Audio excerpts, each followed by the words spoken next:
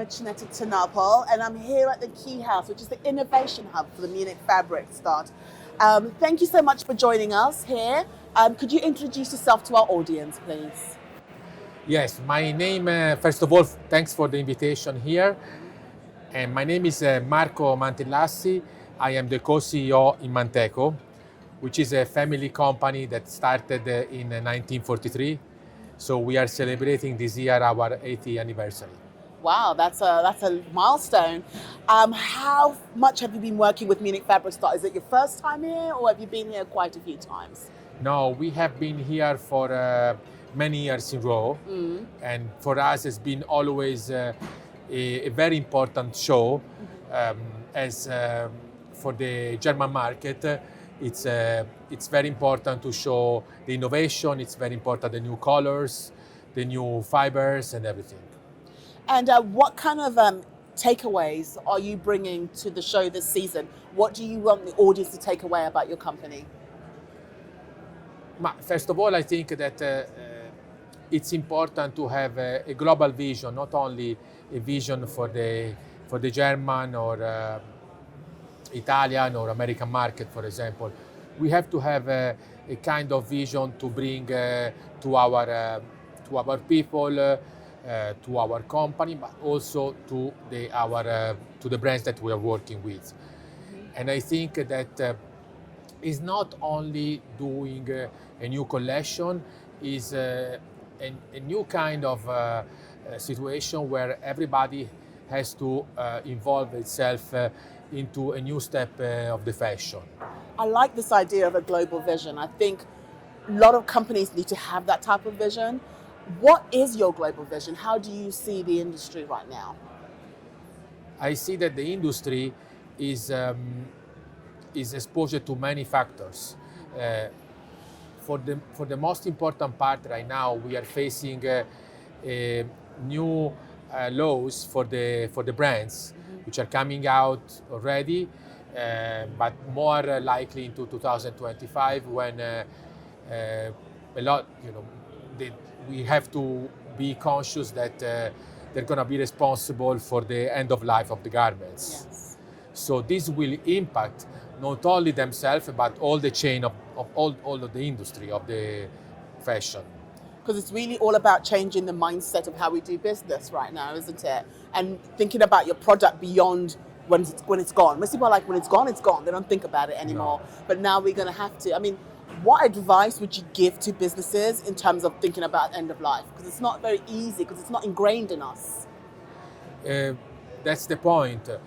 We have to change our mentality. We have to change our approach to the business, and this means to change the way we select the raw materials for us, and for the brands, the way they select the fabrics. Yes. So we have to look at the colors, we have to look at the latest fashion, but also we have to look very serious at certified fibers and make design that can last for longer time or can be recycled very easily. Do you think legislation should play a part in that decision making? Because I know quite a few laws, the EU is introducing quite a few laws in order to get the industry to kind of shape up. Would you say this is a very important part of our decision making process? I think that the legislation has to be quite rigid and has to play an important game, not only to the brands, but also to the final consumer. The final consumer has to know exactly when they buy a coat, when you buy a pair of pants or a pair of shoes, the price, but also the impact that kind of pants or jackets has put into the world. What are your thoughts about technology playing a role? So I know loads of people are leaning on innovation. Like, for example, you said to know the impact, to know information. So would you say digital passports could be a solution for companies in order to track information and share information? No, I think the digital passport is probably the key to be transparent towards your customers. In that case, when you go and buy something, you can see really the life of the jacket. You can see where it started from, which raw material has been put into, or where has been made that fabric, where has been waved, where has been made the yarns, where has been finished the fabric. So you can see really transparency of all the transparency of the garment, and I think this will impact a lot the consumer at the end.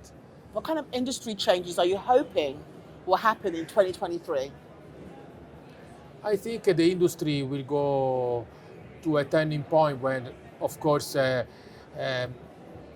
the new generation will look, of course, into a price of a T-shirt, but also will look more how the T-shirt has been made, and also the social aspect of that situation, because they will really understand that the price is important, but also it's important that there is a strong value behind that is given, of course, from the price, but is given also from how that T-shirt will long and how much that garment will last for them. This is very important. So not to throw away, but to find qualities into what they are buying, and to be able to buy something that they will for sure keep into their closet.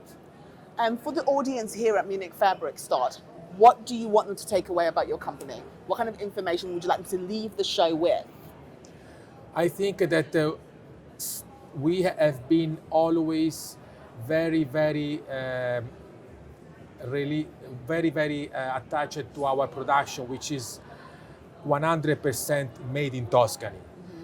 Also, many years ago, when the production was going into other countries where the labor cost was less strong, we always believe in quality, we always believe in transparency, and we always believe that having a chain that is very close to us will permit us to be closer to our quality, to our vision as well.